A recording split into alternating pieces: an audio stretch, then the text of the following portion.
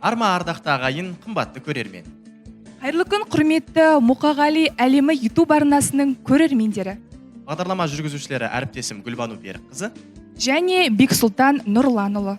Бүгін бізде ерекше күн. Тұғырлы тәуелсіздігіміздің 30 жылдығы. Ақиқ ақын Мұқағали Мақатаевтың 90 жылдығы. Алтын ұя мектебіміздің 30 жылдығымен тұспа-тұс келген білгір басшымыз, шәкірттерінің сүйікті ұстазы Сәния Өскенбайқызының 60 жылдық мерейтойы. Сәния апай, студиямызға қош келдіңіз. Сізге қойылатын алғашқы сауалымыз: жалпы ұстаздық еткен жалықпас, үйретуден балаға деп айтпақшы дана халқымыз. Осы сіздің ұстаздық жолды таңдауыңызға не себеп болды? Жалпы ұстаздық жол ол білген кісіге өте жақсы жол. Өйткені ұстаз болу кез келгенге бұйыра бермейтін сыбаға. Осы бір сыбағадан Тәңір мені де құр қалдырмаған екен. Жалпы ұстаз болуыма бірден бір себепкер болған ардақты әкем. Мен бала күнімде заңгер болсам деп армандайтынмын. Шынымды айтсам, 10 жылдықты бітіргеннен кейін сол заң факультетіне құжатымды тапсырып жүрген кезімде әкем келіп айтты: балам, сенен жақсы мұғалім шығар еді. Жалпы сенің мұғалім болғаныңды қалап едім. Заңгерлік мамандық ер азаматтардың ортасы. Ертең отбасын құрайсың, балалы шағалы боласың. Өзің біле ғой қарағым деп ауылға қайтып кетті әкем. Біз анамыз екеуміз осында қалдық, Алматы қаласында.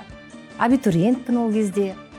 2 күн ойланып, заң факультетінен барып құжатымды алып, Абай атындағы педагогикалық институттың физика факультетіне құжатымды тапсырдым.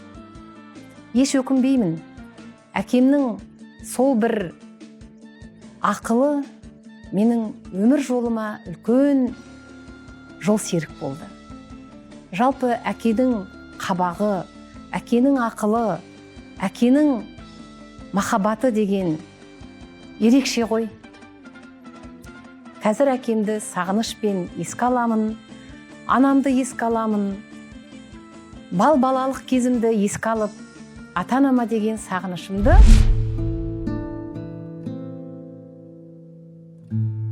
кейде өзіме өзім бауырларыма айтып, бір толғанып алатын кездерім болады.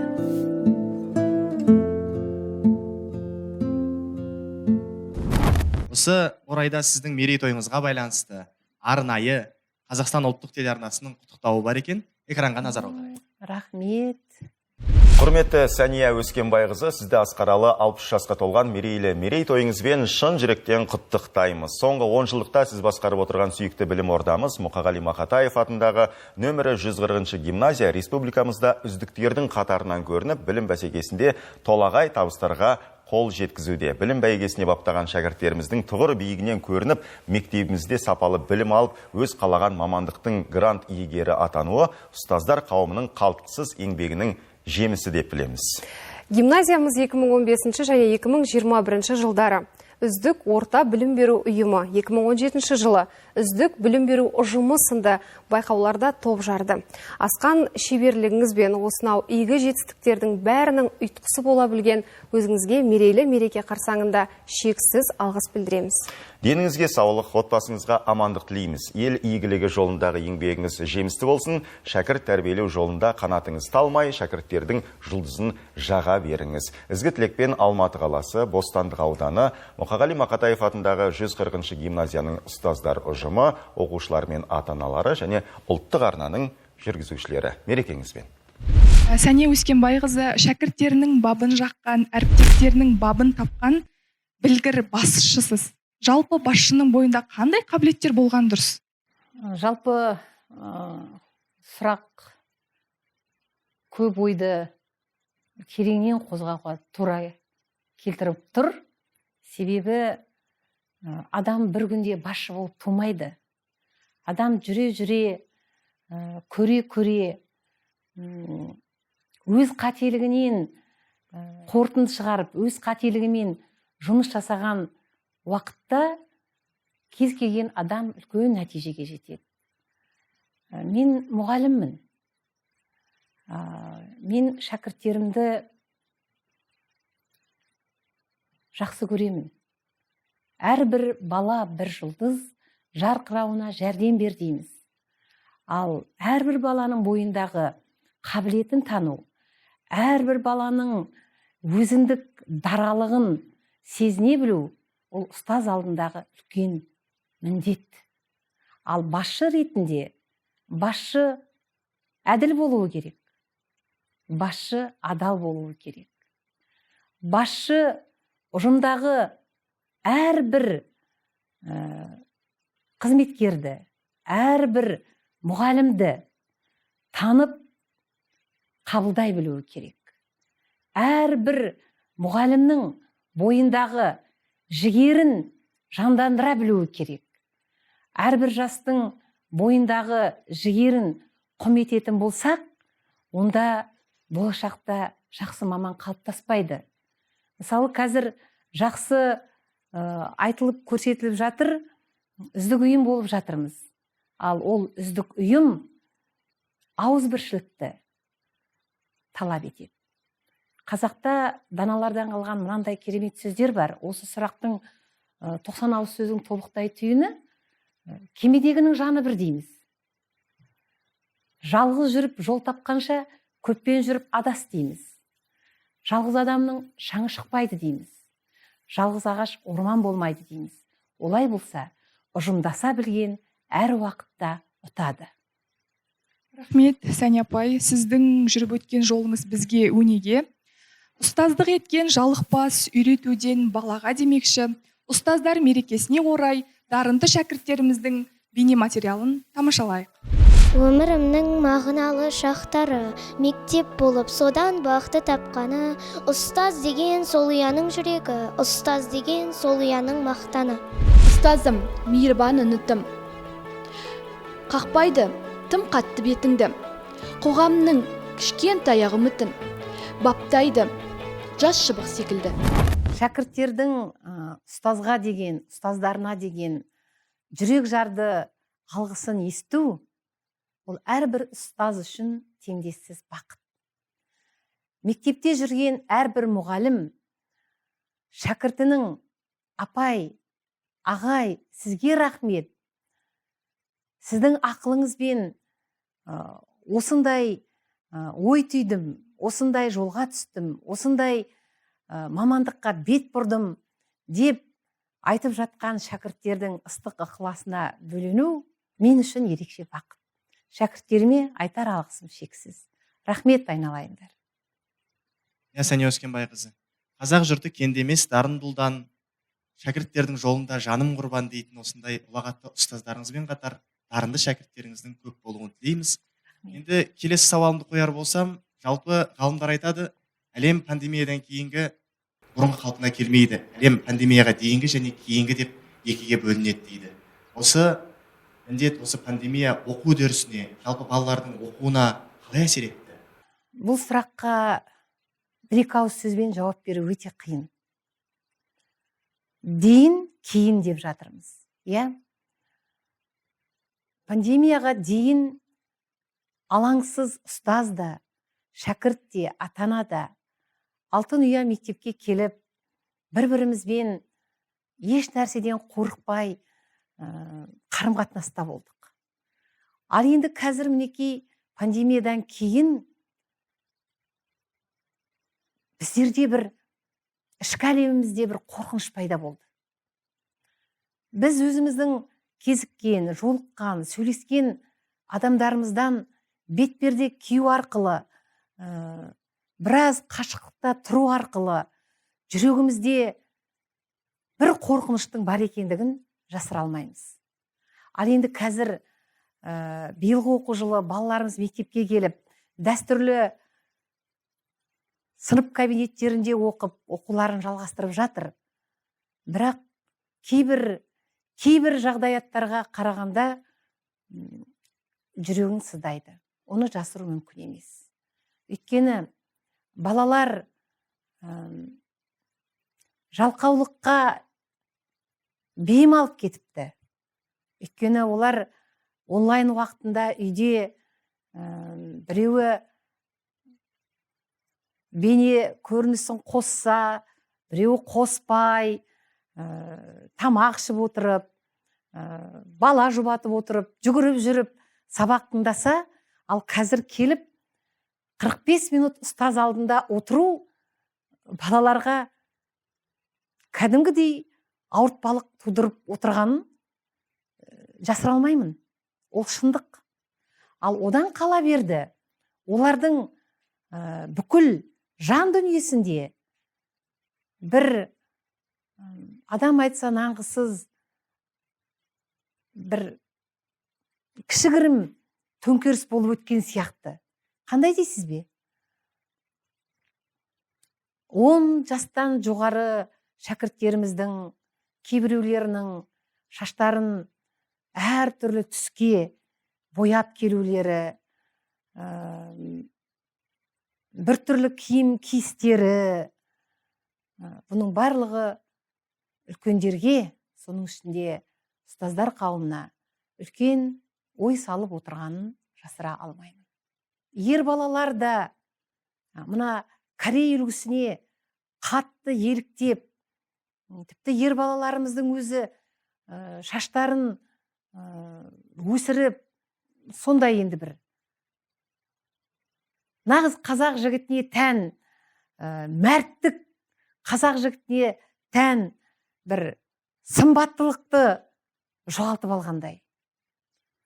Бірақ біз үміт күтетін халықпыз, бұның барлығы да орнына келеді деген сенімдемін.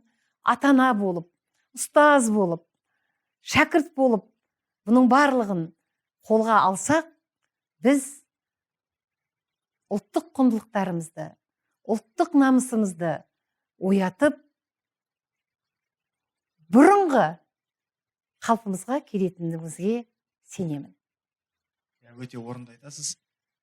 Бабалар жолын, даналар жолын жалғаған, ұрпаққа қалдыр ізгілікпенен, сен де бір жол, сен балам демекші, 50 жылда ел жаңа, 100 жылда қазан дейді. Сол ұлы бабаларымыздың жолын жалғайтын, нағыз өзіңіз айтпақшы, қазақылықтың исаң қылған ұрпақ әлі де келеді, әлі де түзеледі, әлі де өзінің биігіне жетеді деген біз де тілектестік білдіреміз. Рахмет, айналайын Бексұлтан. Осы жерде бір өзімнің ойымда жүрген дүниені айтқым келеді. Жалпы баланың басты ұстазы ата-ана дейміз. Әрбір бала өзінің отбасында нені көреді, соны ортаға алып шығады. Неге айтады? Балапан ұяда не көрсе, ұшқанда соны іледі дейді. Олай болатын болса, әрбір отбасы, яғни әке мен ана өзі өмір сыйлаған перзентіне барынша үлгі өнеге болса, онда мұндай келеңсіз, жанымызды күйзелтер дүниелер болмас еді. Сондықтан әрбір ата-ана барынша өз перзентіне үлгі өнеге бола білейік дегім келеді. Жалпы апай, үздік ұйымның ұстаздары да үздік болуға талпынады. Осы өзіңіз басқарып отырған ұжымдағы әріптестеріңіздің бірінің әнші, бірінің күйге, бірінің ақындық өнерге жақын болуының сыры неде? Жалпы ұстаздар жұмысқа қабылдаған кезде осындай критерийлеріне үлкен мән бересіз бе сонда? Ұстаз шәкіртке үлгі болуы керек. Ұстаз тек қана өз пәнін біліп қана қоймауы керек. Ол жан жақты болуы керек. Ұстаз өз пәнінің теориясын білуі мүмкін. Ал баламен қарым-қатынаста ұстаз баламен бала бола білуі керек. Баламен бала болған сәтте шәкірт ұстазды қабылдайды. Мысалы, жас ұстаз келеді, мен ұстазға өз пәнінің сұрақтарынан тест берем, сынақ жұмысын тапсырады. Сонан кейін мен ұстазға сұрақ қоям. Абайдың, Мұқағалидың, немесе басқа да ақындардың өлеңдерінен үзінді оқып беріңізші деймін. Біреу оқи алып жатады, біреу оқи алмай жатады. Неге? Өйткені лирикаға жақын адам жан дүниесі сезімтал келеді. Сезімталдық бұл арада ұстаз үшін өте қажетті қабілет.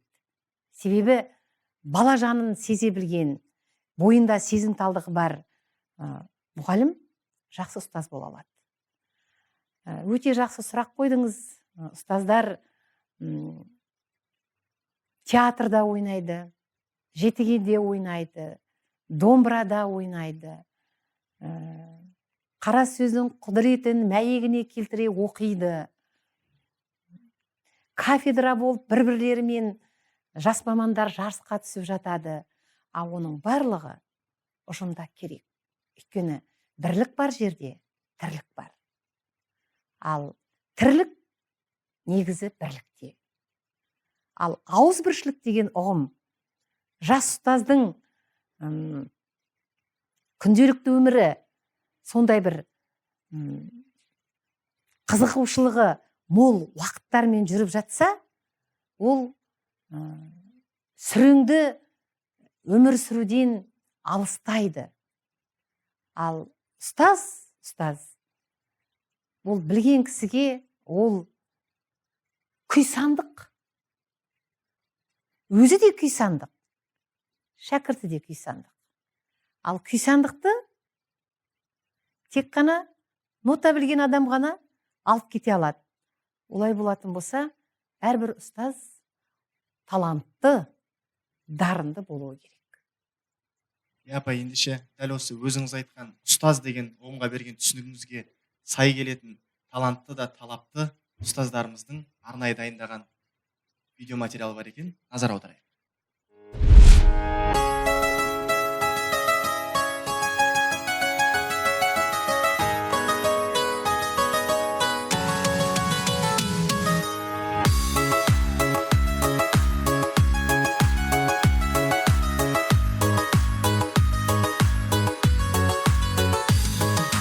Бұл өмірде бір адам бар,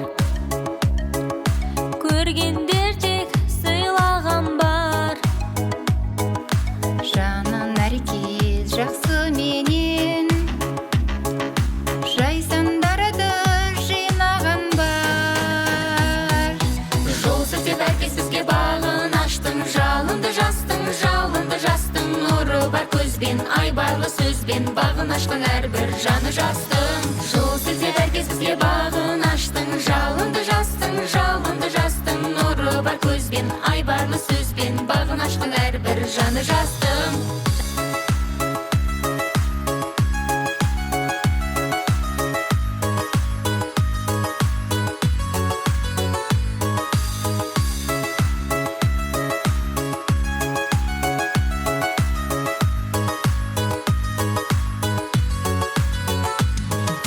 Тыңдай берсем дейсің сөзің, жүрегімде шексіз төзім. Жамандыққа бұл жалғанда, ешбір адам қимайды өзін. Жол сілтеп әркез бізге бағын аштың, жалынды жастың, нұры бар көзбен, айбарлы сөзбен, бағын ашқан әрбір жаны жастың. Жол сілтеп әркез бізге бағын аштың, жалынды жастың, нұры бар көзбен, айбарлы сөзбен, бағын ашқан әрбір жаны жастың.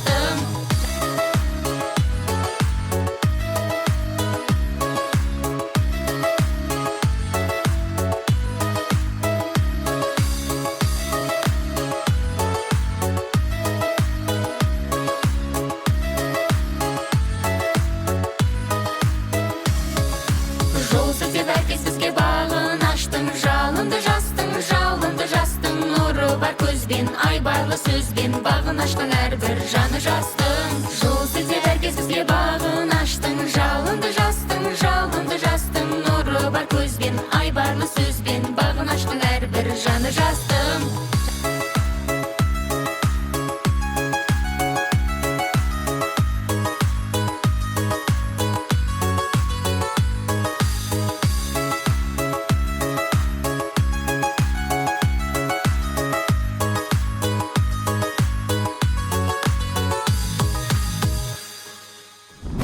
өлең жолдарының авторын да біліп отырмын.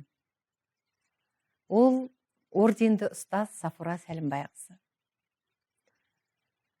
Ұстаз мектептің жүрегі дейміз. Өзі бір ұжымда қозғалтқыш жандар болады. Мотор дейміз ғой. Сол. Өлең жолдары қатты тебірентті. Көзіме жас келгенде жасыра алмаймын. Рахмет айтам. Әрбір ұстаздың осындай өнерге бейім болуы, әрбір ұстаздың жүрек жарды алғысын есту бүгінгі таңда, бүгінгі күні мен үшін өте үлкен бақыт. Әрине, кереғар пікірлер де болады, оны жасыра алмаймын, себебі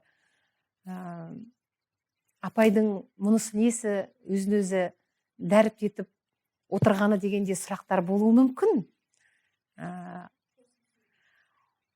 Алайда мен үшін бұл өте тосын сый болып отыр. Осы жерде ойды ой қозғайды дейді ғой. Өз ойымды да айтқым келеді. Себебі менің жүріп өткен жолдарымның көлеңкелі тұстары да бар.